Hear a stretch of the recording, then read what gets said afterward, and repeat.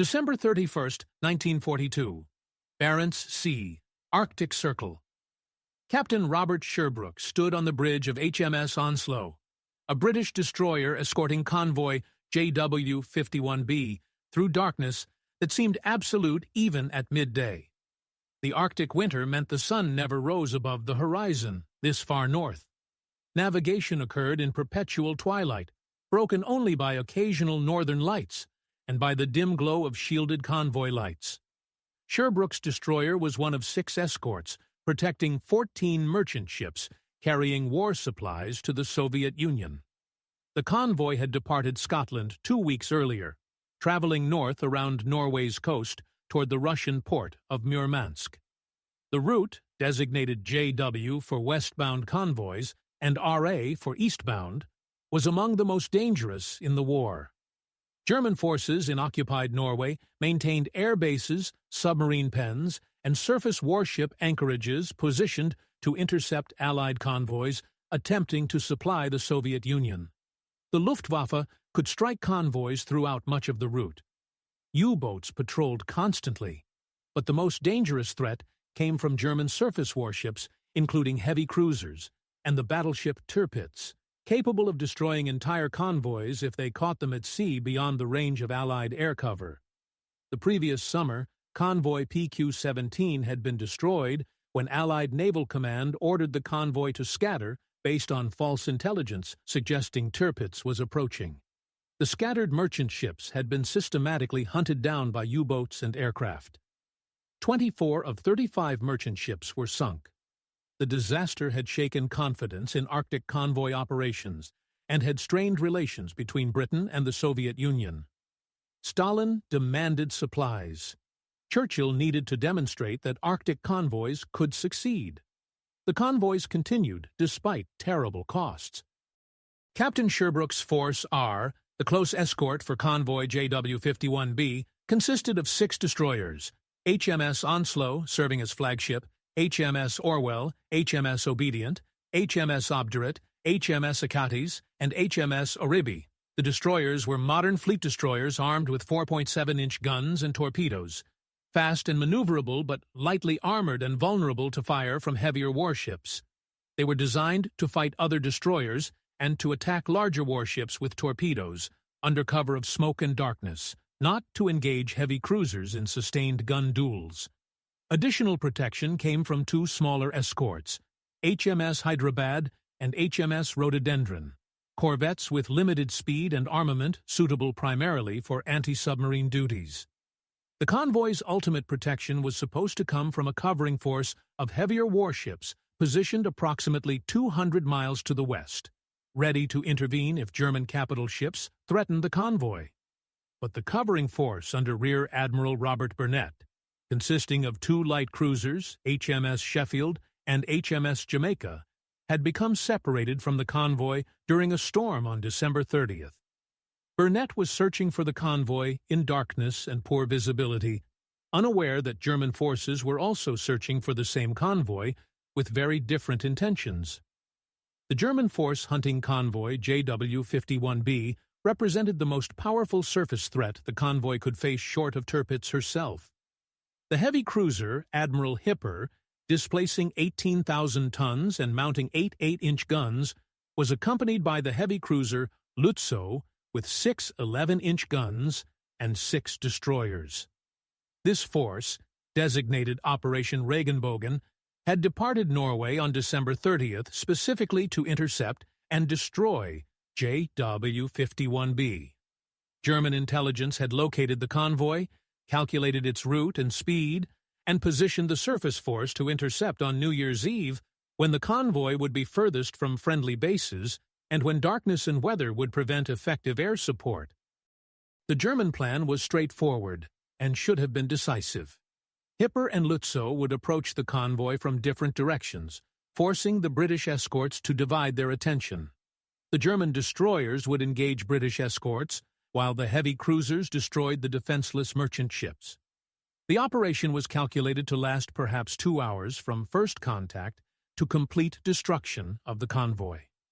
German commanders expected minimal resistance from light British escorts, facing heavy cruisers with overwhelming firepower advantage. The mathematics seemed clear. 8-inch and 11-inch guns firing from German cruisers would outrange and overpower the 4.7-inch guns of British destroyers.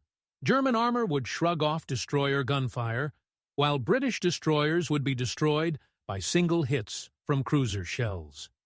The only weapons British destroyers possessed that could threaten German cruisers were torpedoes, but torpedo attacks required getting close enough to launch, which meant surviving German gunnery long enough to reach effective range, which seemed unlikely when German cruisers could engage destroyers from distances where British guns could not effectively reply. The entire plan assumed British escorts would recognize their outmatched position and would either flee or would be quickly destroyed, leaving merchant ships to be sunk methodically. What the plan did not account for was British determination to protect the convoy regardless of odds, British tactical skill developed through years of war at sea, and the confusion that develops when battle plans encounter the reality of combat in darkness in Arctic weather, where visibility shifts constantly, and where identifying friend from foe becomes desperately difficult. The first contact between German and British forces occurred at approximately 08:30 hours on December 31st, when HMS Obdurate detected unidentified ships on radar. Sherbrooke immediately assumed these were German warships attempting to attack the convoy.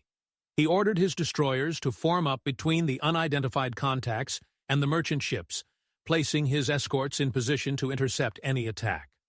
The German force split into two groups, as planned. Admiral Hipper with 3 destroyers approached from the north. Lutzow with 3 destroyers maneuvered to approach from the south. The intent was to catch the convoy between 2 powerful forces and to destroy it quickly before British reinforcements could arrive. But the execution began to break down almost immediately due to poor visibility, confused communications, and British aggressive defense that German commanders had not anticipated. Hipper's group made visual contact with British destroyers at approximately 09:30 hours.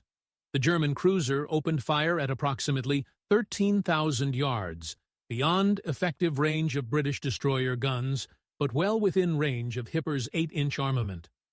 The first salvos straddled HMS Onslow, sending towering columns of water into the air. Sherbrooke ordered his destroyers to make smoke and to close range for torpedo attack.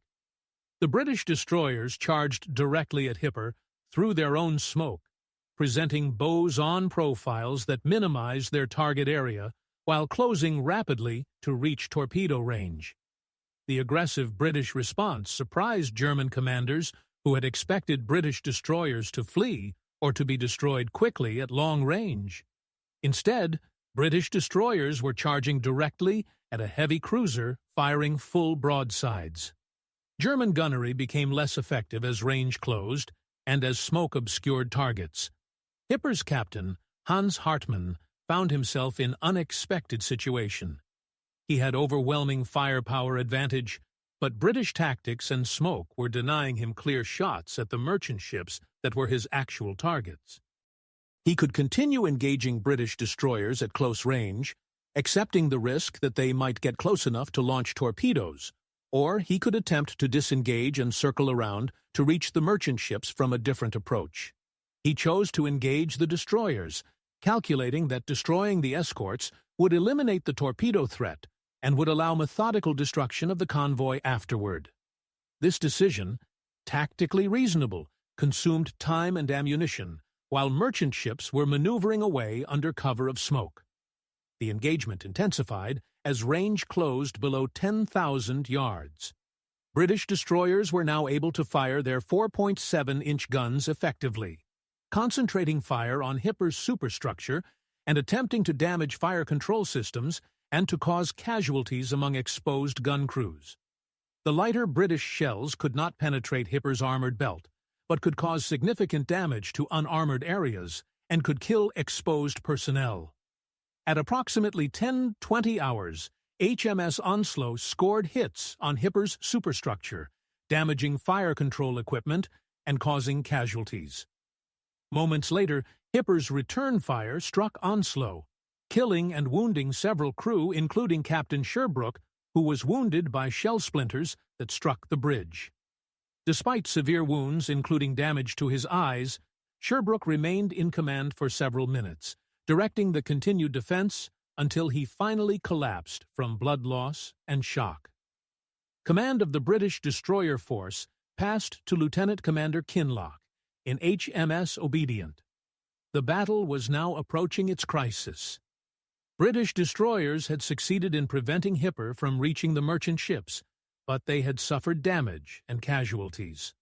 Ammunition was running low. The destroyers could not sustain indefinitely an engagement against a heavy cruiser. German forces still had overwhelming firepower advantage and still had the capacity to destroy the convoy if they could disengage from the destroyers and reach the merchant ships. What neither British nor German forces knew was that Admiral Burnett's covering force of 2 light cruisers had detected the gunfire and was racing toward the battle at maximum speed. Meanwhile, Lützow's group approaching from the south had made contact with the convoy's southern escorts, but had then lost contact in poor visibility and was maneuvering, trying to relocate the merchant ships. German coordination between the 2 attacking groups had broken down completely. Hipper in the north was engaged with British destroyers. Lützow in the south was searching for targets. The merchant ships themselves were scattering under cover of smoke, making them harder to locate and harder to attack methodically. At approximately 11:30 hours, HMS Sheffield and HMS Jamaica arrived at high speed from the west and immediately engaged Hipper. The appearance of British cruisers completely changed the tactical situation. Hipper now faced opponents with equivalent armament and armor. Sheffield and Jamaica mounted 6-inch guns that, while lighter than Hipper's 8-inch weapons, were effective at the ranges where engagement was occurring and were fired in rapid salvos that gave them significant advantage in volume of fire. Hipper, already damaged from destroyer actions and surprised by the sudden appearance of cruisers where German intelligence had reported none, turned away and attempted to disengage. Sheffield and Jamaica pursued, firing continuously. At approximately 1136 hours, Sheffield's guns struck Hipper multiple times, causing significant damage to the cruiser's engineering spaces and reducing her speed. Hipper's return fire damaged Sheffield slightly, but the British cruiser remained fully capable. The engagement was now decisively turning against the Germans. Hipper was damaged and withdrawing. Lützow had failed to locate and attack the merchant ships. German destroyers had been unable to effectively support their cruisers due to confused coordination and aggressive British defense. The convoy, while scattered, remained largely intact with only 1 merchant ship and 1 destroyer damaged. German commanders recognized that the operation had failed. Rather than achieving quick destruction of a weakly defended convoy, they had encountered determined resistance that had prevented them from reaching the merchant ships, and they now faced British cruisers that matched their firepower. Continuing the engagement risked additional damage or loss of capital ships for no strategic gain. Admiral Hipper broke off the action at approximately 1145 hours and withdrew toward Norwegian bases at maximum available speed. Lützow, having never successfully engaged the convoy, also withdrew. German destroyers covered the retreat. British forces did not pursue aggressively, recognizing that their priority was protecting the merchant ships rather than risking their own ships in extended chase into waters where German air cover and submarine support could be brought to bear. The Battle of the Barents Sea was over. The tactical results were clear. Convoy JW-51B had survived largely intact, with 13 of 14 merchant ships reaching their destination. 1 British destroyer, HMS Achates, had been sunk during the engagement. HMS Onslow and HMS Sheffield had been damaged. Among the merchant ships, only SS Calobre was lost. German forces had suffered damage to Hipper and had lost 1 destroyer, Friedrich Eckholt, which had been sunk during the confused fighting. More importantly, The battle demonstrated that Arctic convoys could be defended successfully against German surface forces if escorts were determined and if covering forces could respond quickly. The strategic implications were profound and extended far beyond the immediate tactical outcome. Adolf Hitler, when informed of the battle's results, erupted in rage. He had expected German surface forces to destroy the convoy easily. Instead, they had been fought off by lighter British escorts and had withdrawn after suffering damage without achieving their objective. Hitler's fury focused on Admiral Erich Raeder, commander of the German Navy, whom Hitler blamed for the failure. In a meeting on January 6, 1943, Hitler berated Raeder for hours, questioning the value of maintaining expensive capital ships that seemed unable to achieve decisive results. Hitler demanded that large surface warships be decommissioned and scrapped, their guns and crews transferred to land fortifications and U-boat operations. Raeder, humiliated and recognizing that his position had become untenable, resigned on January 30, 1943. His replacement, Admiral Karl Dönitz, was a U-boat commander who shared Hitler's skepticism about surface warfare, but who managed to preserve the surface fleet by promising more aggressive employment. The practical effect was that German surface forces became increasingly cautious about engaging Allied convoys without guaranteed superiority, which meant that Arctic convoys faced less threat from German capital ships after the Barents Sea battle. The battle's outcome thus achieved strategic effect far exceeding what the tactical results alone would suggest. A relatively minor engagement involving destroyers and cruisers had triggered a crisis in German naval leadership that ultimately reduced the surface threat to Arctic convoys for the remainder of the war. For Captain Robert Sherbrooke, the consequences were more personal. He had been severely wounded during the action, losing sight in one eye and suffering other injuries that required months of hospitalization and recovery. But his determined defense of the convoy despite being outgunned, his decision to charge aggressively at German cruisers rather than retreating, and his refusal to leave his post until physically unable to continue, earned him recognition as exemplar of British naval tradition. He was awarded the Victoria Cross, Britain's highest military decoration, for his actions during the Battle of the Barents Sea. The citation emphasized his aggression, his tactical skill, and his personal courage under conditions where he faced overwhelming enemy superiority. The individual experiences of men who fought in the battle reveal dimensions that official accounts and tactical analyses cannot capture. Able seaman Thomas Mitchell served as a gun loader on HMS Onslow during the engagement. His action station was on the forward gun mount, completely exposed to weather and to enemy fire. Mitchell's account, recorded decades after the battle, described the experience in visceral detail. The cold was beyond anything he had experienced despite months of Arctic convoy duty. Temperatures were well below 0 Fahrenheit. Wind chill made conditions even worse. Mitchell wore multiple layers of clothing under his action gear, but still felt the cold penetrating to his core within minutes of taking his position. The gun crew worked in conditions where exposed metal would freeze flesh on contact, where breath froze instantly into ice crystals, where any moisture became ice that made every surface treacherously slippery. The gun itself became covered in ice that had to be cleared constantly to keep mechanisms functioning. When Hipper opened fire, Mitchell watched the first salvos fall short, throwing up huge columns of water that froze before they fell back to the surface. The German gunnery was accurate, with successive salvos walking toward Onslow as German fire control adjusted range and bearing.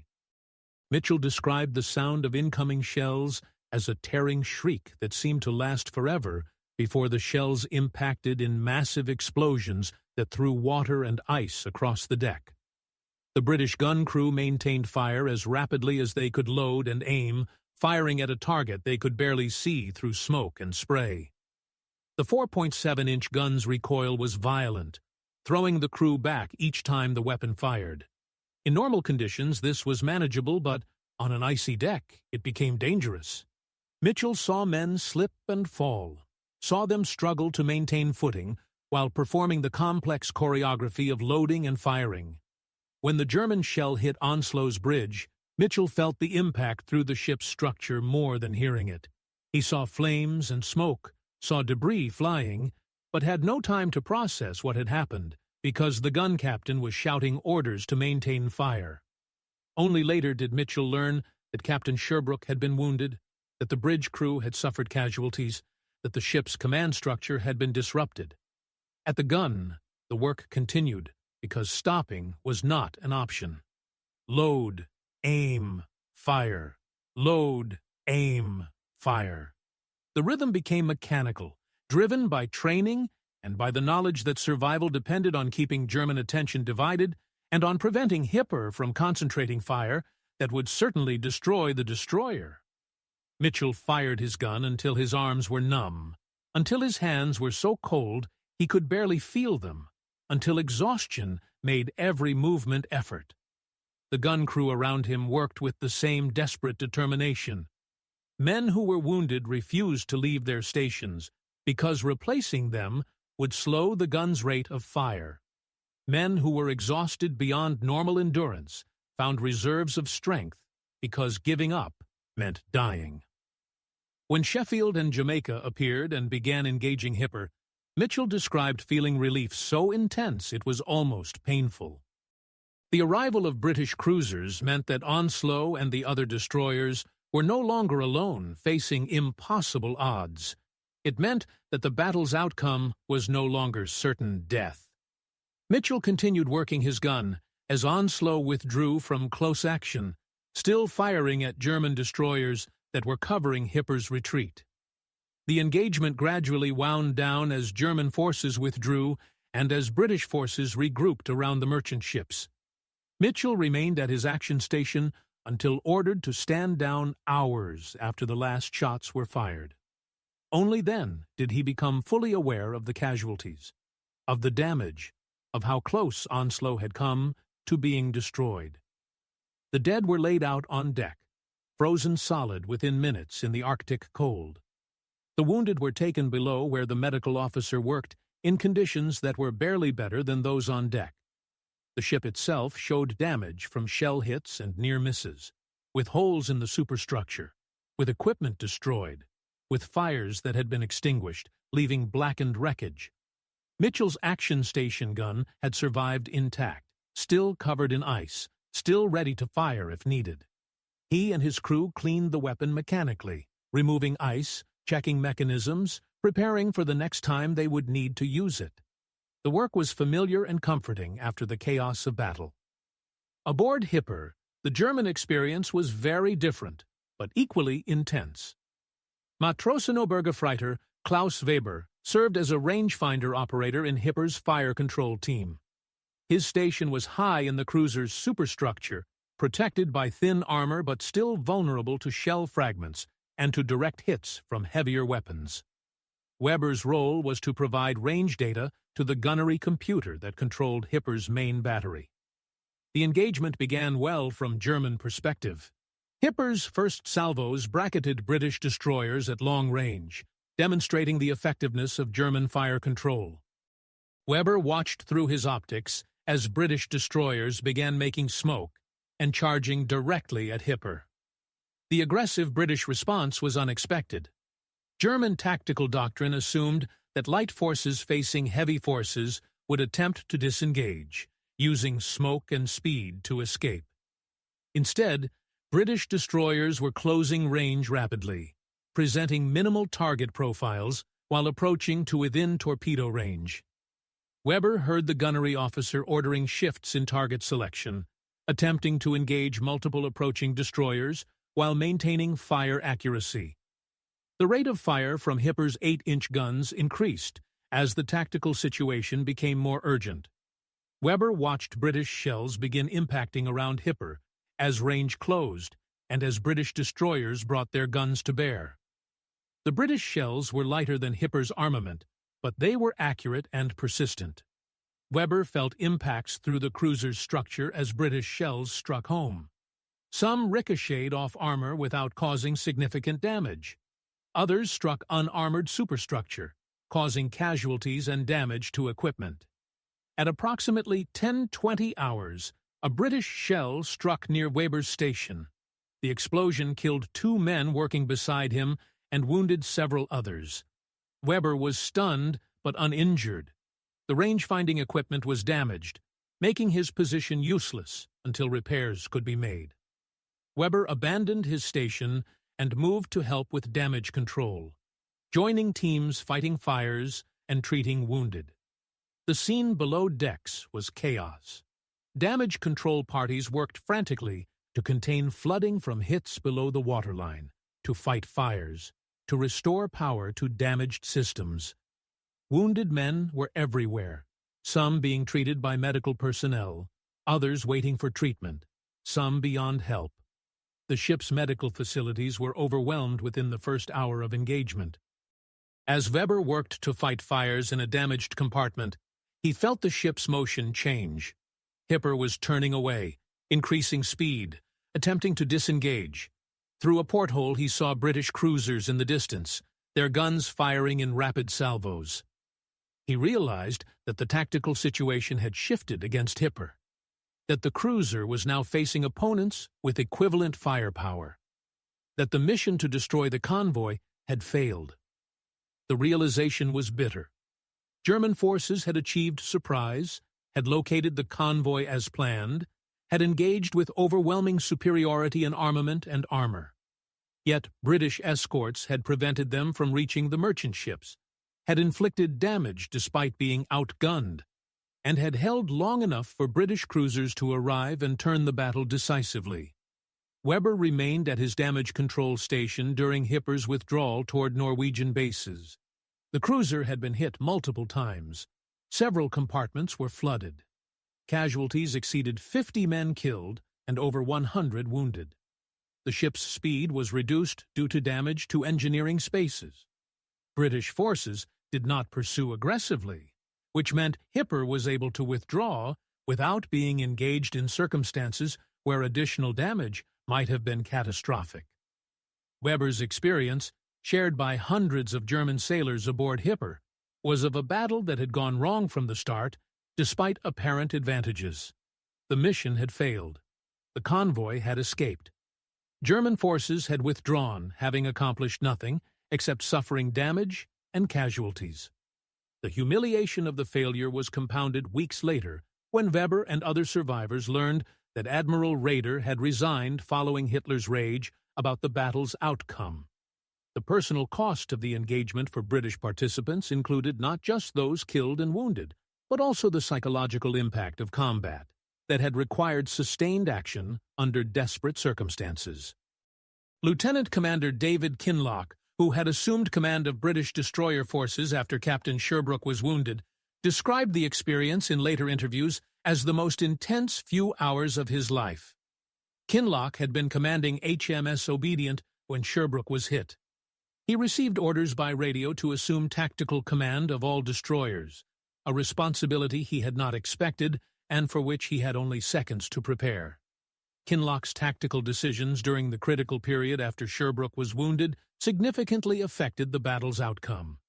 He maintained the aggressive defense that Sherbrooke had initiated, keeping destroyers positioned between German cruisers and the merchant ships, using smoke and maneuver to frustrate German attempts to reach their targets. He coordinated movements among 6 destroyers while under fire, while visibility shifted constantly, while trying to maintain formation cohesion in conditions where ships could lose visual contact within minutes. The responsibility was enormous, and the consequences of error would have been catastrophic. If German cruisers had broken through the destroyer screen and had reached the merchant ships, the result would have been massacre. Merchant ships were defenseless against cruiser armament. They would have been sunk quickly and methodically. The convoy would have been destroyed. Hundreds of merchant seamen would have died. Thousands of tons of military supplies, desperately needed by the Soviet Union, would have been lost. And British credibility in maintaining Arctic convoys would have been shattered. Kinloch understood these stakes as he made split-second tactical decisions while German shells were falling around his ship. His performance earned him the Distinguished Service Order, a decoration recognizing exceptional leadership in combat. But Kinloch himself, in later reflections, emphasized Luck's role in the battle's outcome. If Sheffield and Jamaica had not arrived when they did, German cruisers might eventually have overwhelmed the destroyer screen through sheer firepower superiority. If visibility had been better, allowing German forces to locate and engage merchant ships before escorts could intervene effectively, the convoy might have been destroyed despite escorts' best efforts. If German coordination between Hipper and Lützow had functioned as planned, the convoy would have faced coordinated attacks from two directions that would have been much harder to defend against. The merchant seamen aboard convoy ships experienced the battle as helpless spectators to combat occurring around them. They could see gunfire flashes, could hear explosions, could watch destroyers making smoke and maneuvering aggressively, but they had no direct role in the fighting and no ability to affect its outcome. Their survival depended entirely on escort success in preventing German warships from reaching them. The psychological experience was terrifying. Merchant ships were slow, unarmored, and defenseless. If German cruisers reached them, they would be destroyed within minutes. Merchant crews watched the battle develop, knowing that their fate was being decided by events they could barely see and could not influence. Some merchant ships were hit by shells that overshot their intended targets, or by shells aimed at merchant ships, but that fell short or wide. The damage from these hits was often severe because merchant ships lacked armor and damage control capabilities. SS Calobre, the one merchant ship lost during the engagement, was hit by shells from Hipper and sank rapidly with heavy loss of life among her crew. Survivors were rescued by escorts hours later, suffering from severe hypothermia after exposure to Arctic water temperatures that would kill within minutes without protective equipment. The merchant seamen who survived the battle continued their voyage to Murmansk, delivered their cargoes, and then sailed back to Britain in returning convoys that faced the same dangers in reverse. Their experience illustrated the sustained courage required of merchant seamen during the war, courage that was less dramatic than combat heroism, but that was equally essential to victory. The strategic impact of the Barents Sea battle extended into multiple dimensions beyond the immediate tactical results. First, the battle vindicated British doctrine about Arctic convoy defense. The Admiralty had insisted that properly escorted convoys could fight off German surface forces if escorts were determined and if covering forces could respond quickly. The battle proved this assessment correct, despite the disastrous PQ-17 experience months earlier. Second, the battle affected German naval strategy profoundly. Hitler's rage about the outcome and Raeder's subsequent resignation created crisis in German naval leadership that ultimately reduced the threat German surface forces posed to Allied convoys. After Barents Sea, German capital ships operated more cautiously, requiring air cover and favorable conditions before engaging Allied forces. This caution meant that Arctic convoys, while still facing submarine and air threats, were less likely to encounter attacks by German heavy cruisers and battleships. Third, the battle had diplomatic consequences in Anglo-Soviet relations. Stalin had been pressuring Churchill to maintain Arctic convoys despite their costs. The successful defense of JW-51B demonstrated British commitment to supplying the Soviet Union and provided Churchill with evidence that convoys were succeeding despite German opposition.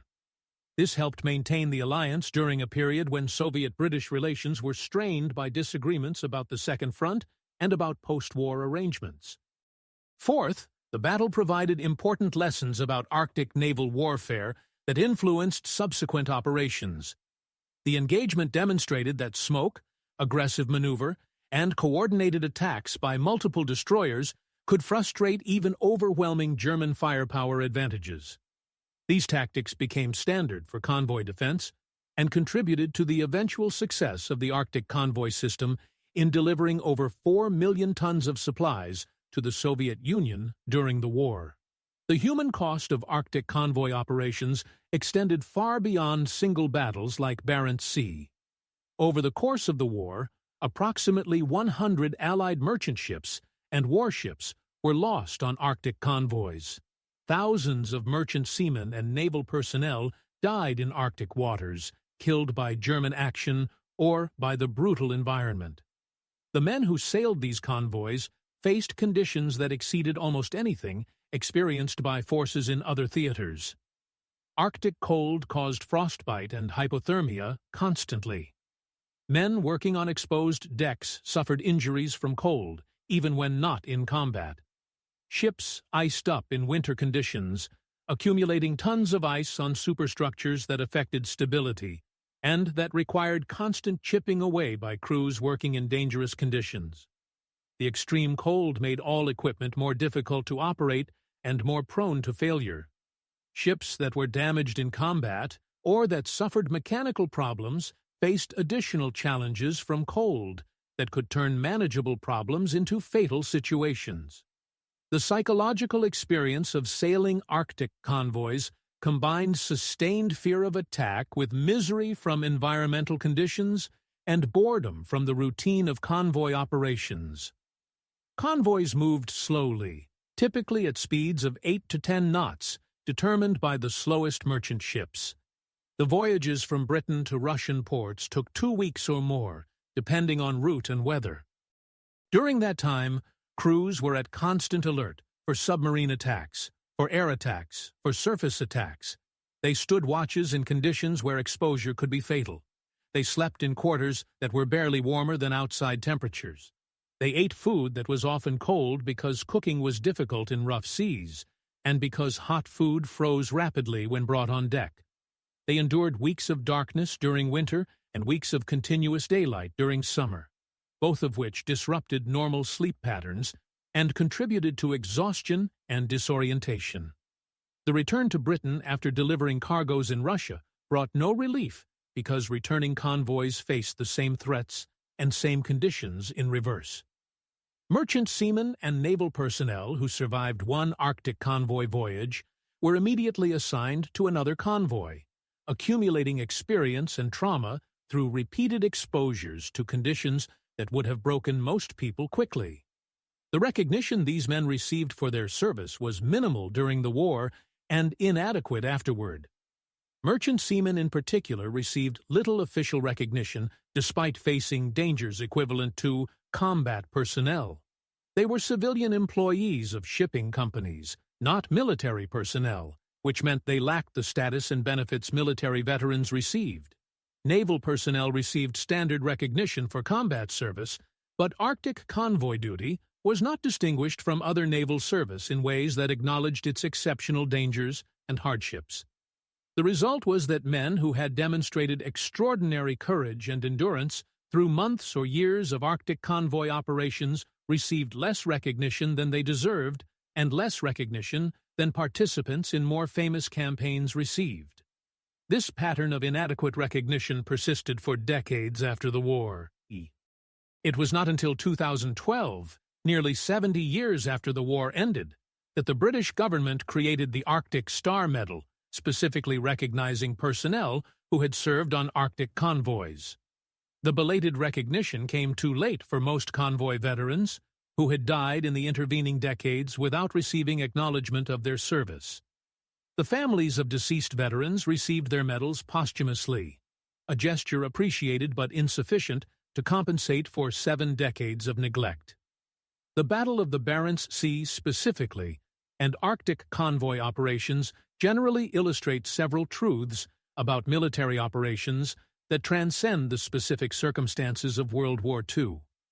First, that tactical success often depends less on material superiority than on determination, skill, and willingness to accept risk. British destroyers at Barents Sea were outgunned and outmatched by German cruisers, but their aggressive tactics and determined defense prevented German forces from achieving their objectives despite clear German advantages in firepower and armor. Second, that strategic effects can flow from relatively minor tactical engagements when those engagements affect decision-making at higher levels. The Barents Sea battle was a small engagement involving a few ships and causing limited casualties compared to major battles elsewhere. But its effect on Hitler's confidence in surface warfare and on German naval leadership created strategic consequences far exceeding what the tactical results alone would suggest. Third, that environmental conditions can be as dangerous as enemy action and can significantly complicate military operations. Arctic cold killed and injured Allied personnel independent of German action. It made all operations more difficult and more dangerous. It imposed costs that had to be accepted because the strategic need to supply the Soviet Union was paramount, regardless of those costs. Fourth, that ordinary people can demonstrate extraordinary courage when circumstances demand it and when they are given leadership and purpose. The merchant seamen and naval personnel who sailed Arctic convoys were not elite forces. They were ordinary men doing dangerous jobs because those jobs needed to be done. Their courage was not the dramatic individual heroism celebrated in popular culture, but the sustained courage of showing up repeatedly to face dangers that had killed their friends and that might kill them. This is a different kind of heroism, but it is no less real and no less essential to military success. The preservation of memory about Arctic convoy operations has been uneven. Some aspects of the convoys are well documented and remembered. The PQ-17 disaster is famous because of its scale and because of the controversial decision to scatter the convoy. The Barents Sea battle is documented in naval histories and in participant accounts, but many convoy operations and many participants' experiences have been forgotten or were never properly recorded. The merchant seamen who died on Arctic convoys are commemorated in memorials at ports in Britain and Russia, but the memorials list names without capturing the individual stories and experiences that gave meaning to those names. The naval personnel who escorted convoys are remembered through official records and through regimental histories, but again, the individual experiences are often lost. The physical traces of Arctic convoy operations are largely gone. The ships that sailed the convoys were scrapped after the war or were lost during operations. A few convoy veterans survive in museums as exhibits, but most evidence of the convoys exists only in documents, photographs, and in the memories of surviving participants and their families. The waters of the Barents Sea where the battle occurred show no traces of the engagement. The wrecks of ships sunk during convoy operations lie on the seafloor, gradually deteriorating into rust and sediment. Eventually, even these physical traces will disappear completely, leaving only documentary evidence and human memory to preserve knowledge of what occurred. The lessons from the Barents Sea battle and from Arctic convoy operations remain relevant to contemporary naval strategy, despite changes in technology and in geopolitical circumstances. The challenge of defending vulnerable merchant shipping against attacks by superior forces is permanent. The importance of determined defense, aggressive tactics, and coordinated action by multiple units remain applicable. The reality that environmental conditions can be as dangerous as enemy action affects modern naval operations in Arctic and Antarctic waters. The recognition that strategic effects can flow from tactical engagements when those engagements affect political and command decisions remains true regardless of era or technology. The men who fought at the Barents Sea on December 31, 1942, could not have known the strategic consequences their actions would create. They fought because they were ordered to fight, because protecting the convoy was their mission, because abandoning merchant ships to German cruisers was unacceptable regardless of odds. Captain Sherbrooke did not charge Hitler with his destroyers while calculating that doing so might cause Hitler to lose confidence in surface warfare. He charged because aggressive defense offered the best chance of preventing Hitler from reaching the merchant ships, and because British naval tradition demanded that escorts protect convoys, even when protection required accepting terrible odds. Lieutenant Commander Kinloch did not coordinate destroyer movements, while thinking about diplomatic consequences in Anglo-Soviet relations. He coordinated movements because that was his tactical responsibility, and because failure would mean death for hundreds of merchant seamen and loss of desperately needed supplies. Able Seaman Mitchell did not load his gun while considering lessons for future naval doctrine. He loaded his gun because that was his job, and because survival depended on maintaining fire rate regardless of exhaustion and cold. These men fought for immediate tactical reasons, for mission completion, for survival, for their shipmates. The strategic consequences flowed from their tactical success, but were not their motivation or their concern during the battle. This is how military operations usually work. Individual participants focus on immediate tactical requirements, while strategic effects emerge from the aggregate of tactical actions. The meaning and importance of what participants do is often not apparent to them at the time.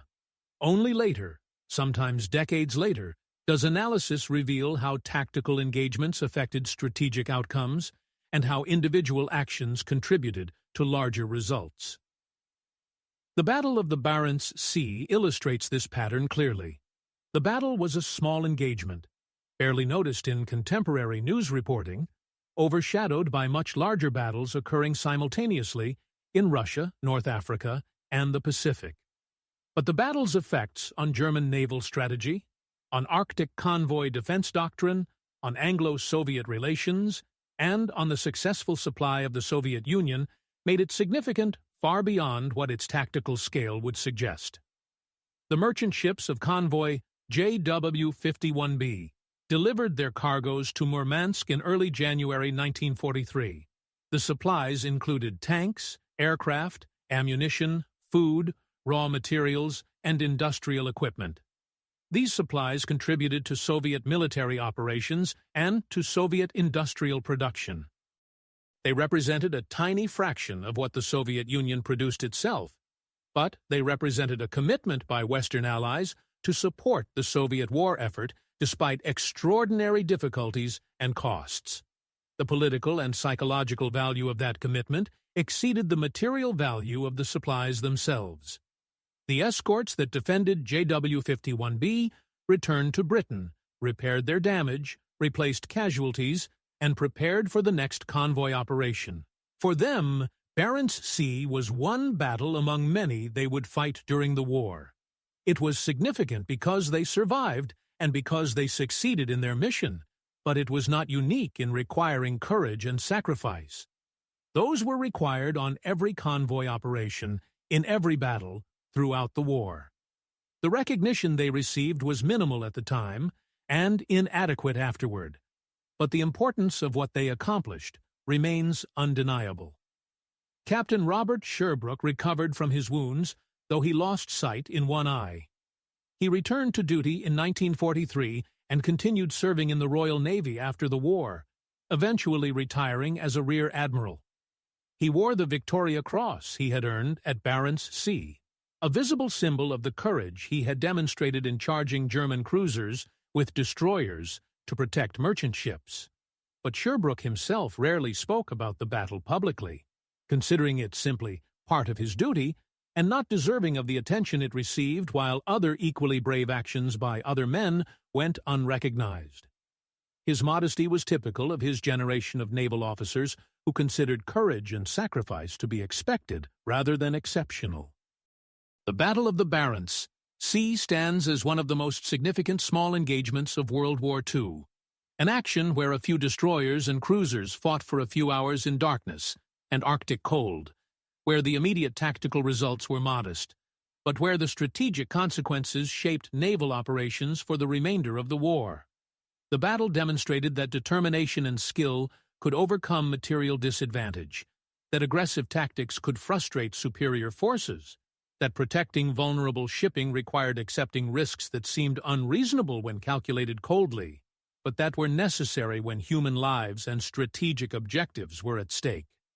The men who fought at Barents Sea did what was asked of them under conditions that would break most people.